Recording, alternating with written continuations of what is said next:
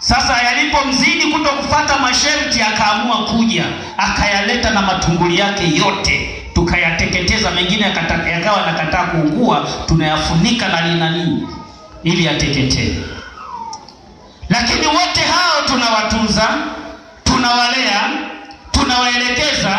Madhara ya uchawi ni nini na faida ya uchawi kwa wakati uliopo? Manake uchawi unafanya mtu anakuwa na kiburi. Hata nifanya nini? Mimi ndiye. Ni kiburi tu cha muda mfupi. Kwa hiyo kwa wakati huo anajiona ni mbabe. Unavyo vile vitu ni mbabe. Lakini baadaye utaona madhara yake. Kila kitu unachokiona kina positive na negative. Kwa wakati uliopo utakiona ni kizuri, lakini kuna wakati unakuja kitakuwa kibaya. Utaanza kudokoa wajukuu zako, watoto wako, mume wako, mke wako, kitaanza kupiga kile kitu, ni roho kabisa.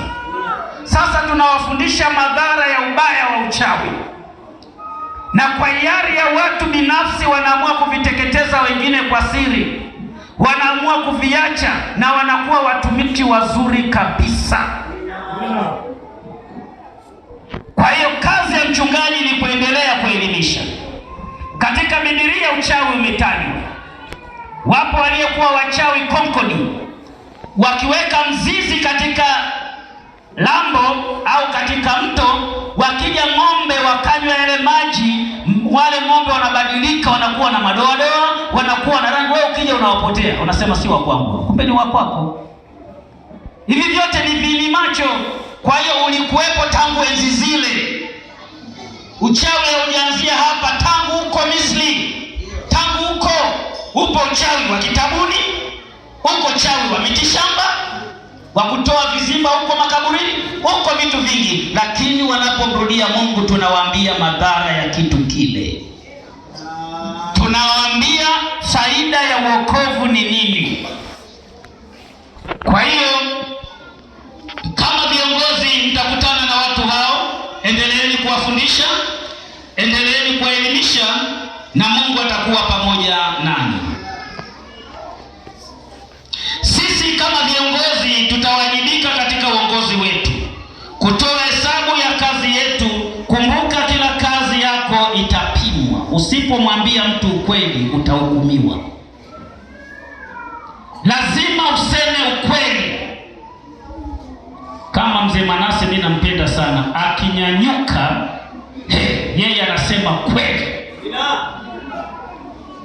Na kanisa linatakiwa kuwa na watu wa namna hiyo.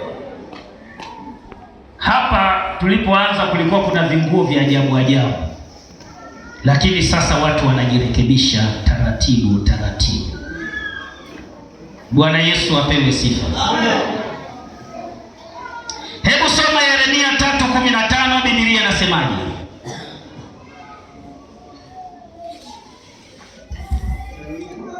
Chukua mikrofoni hapo, fanya haraka, manake tunataka tuingie kwenye kazi hiyo ya kuwaweka wakfu watu hawa.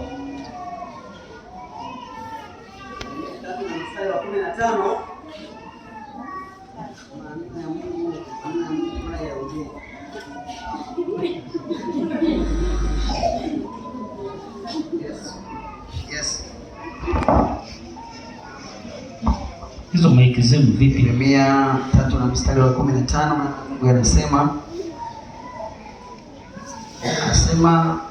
nami nitawapa ninyi wachungaji wanipendezao moyo wangu, watakaowalisha kwa maarifa na fahamu. Bwana Yesu apewe sifa. Amina. Biblia inasema nami nitawapa wachungaji wanaonipendeza moyo wangu, maarifa na ufahamu, wa kuweza kujua, wa kuweza kupambanua, wa kuweza kuelewa.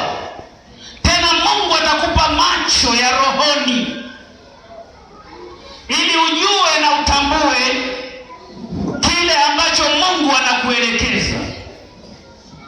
Kwa hiyo unapokuwa mtumishi wa Mungu, Mungu anaweka ufahamu wa ziada ndani ya moyo wako. Mungu anaweka ufahamu wa kukaa na watu.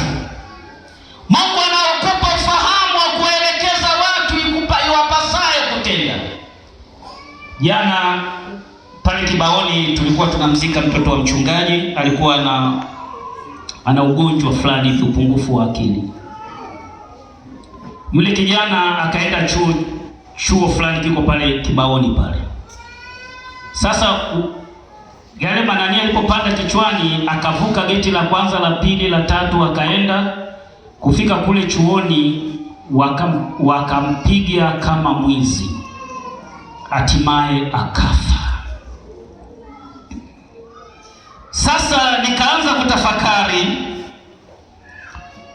wewe mlinzi wa geti la kwanza, la pili, unapokuwa gatekeeper lazima ujue watakuja watu tofauti.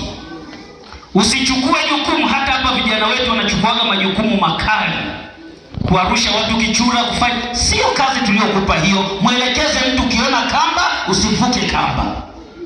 Sio anze kumrusha kichura mke wa mtu.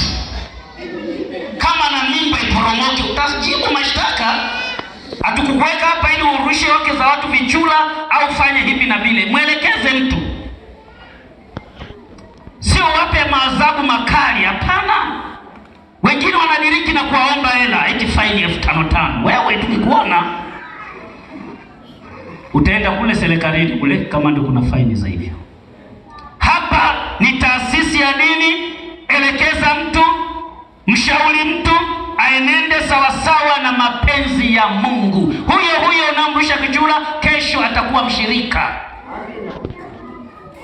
Tena wengine wanawarusha hata washirika wapa hapa, wanawapa mishahara. Sasa ni akili kweli? Hawa wanakupa posho na unawarusha, badala ya kumwelekeza mpendwa, huu muda si wa kuvuka hapa. Wakimkataa kukupa posho utafanya nini? Mwelekeze. Na ninyi watakatifu, mkiona kamba msivuke. Maana vichwa vya watu wengine vimepinda, watawarusha kichura. Mchungaji akitokea, au umesharushwa kichura huko, umekimbia huko na faini wamekutandika. Tunaomba kila jambo liende kwa utaratibu. Wale vijana walimpiga yule mtoto akafa, tulizika jana. Lakini mambo yalienda vizuri, wakaelewana kifamilia, wakamaliza kwa uzuri. Mungu atusaidie sana. Amen. Roho ya mtu huwa ina thamani, hata kama ni cheese. Hauna ruhusa ya kuichomoa roho yake.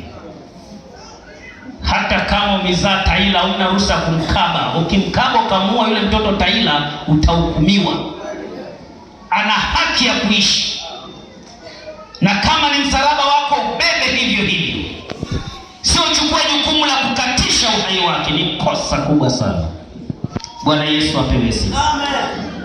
Kwa hiyo napenda kusema, kiongozi utakaa na watu wengi, utaishi na watu wengi, watakukimbilia watu wengi, watahitaji msaada kwako watu wengi. Wewe ni mtu wa kuwasikiliza na kuwasaidia kama una uwezo. Mungu atusaidie sana. Kwa hiyo ndiyo ufahamu Mungu anaweka kwako. Hebu tuangalie Yohana 10 mstari ule wa 4.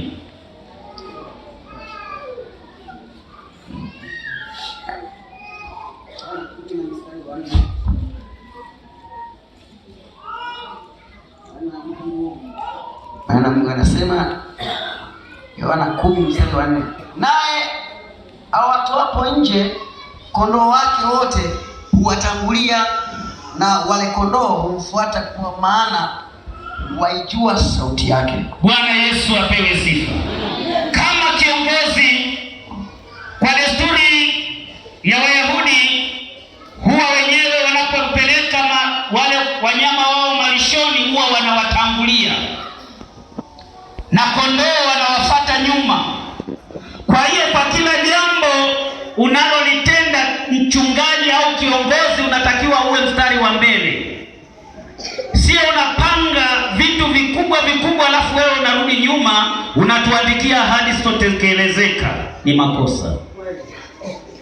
Kiongozi lazima uwe mstari wa mbele. Na kama unaona uwezi, usiweke changizo kwa washirika kwa kuwa wewe mwenyewe uwezi.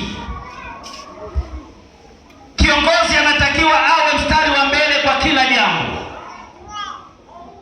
Kama kutoa mchungaji aanze kutoa, wazee waanze kutoa, wala siwepo wa kukaa. Kiongozi anatakiwa awe wa kwanza. Na wamama wachungaji, wazee wa makanisa, mnakuwa kielelezo kwa mavazi yenu, tembea yenu, sema yenu. Hapo ndipo nakuwa kiongozi uliye safi. Ukisoma Isaya 40 mstari wa 11, Biblia inasema atalilisha kundi lake. Kama mchungaji lazima ajue kulisha kundi la Bwana na kulifundisha.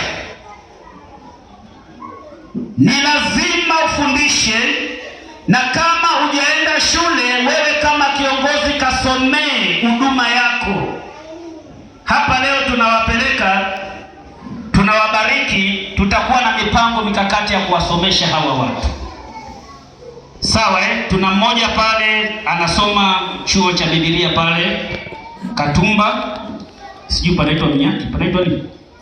Tambazi. Anamaliza mwaka huu. Tukitoka hapa tutachukua mwingine. Kasale lazima uende shule.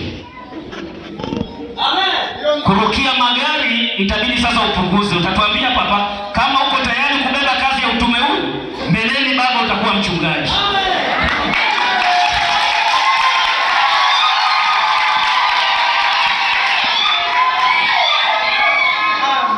Kama kuendesha utakuwa unatuendesha sisi basini ya pastor.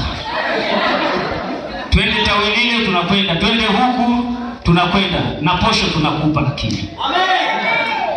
Tutakuandalia tu posho, unapeleka huku na kule. Itafika, sio sasa hivi lakini. Sasa hivi uko kwenye kipimo. Usije kaandika barua ya kusema naacha kazi, hapana. Lakini jua sasa Mungu anakuhitaji.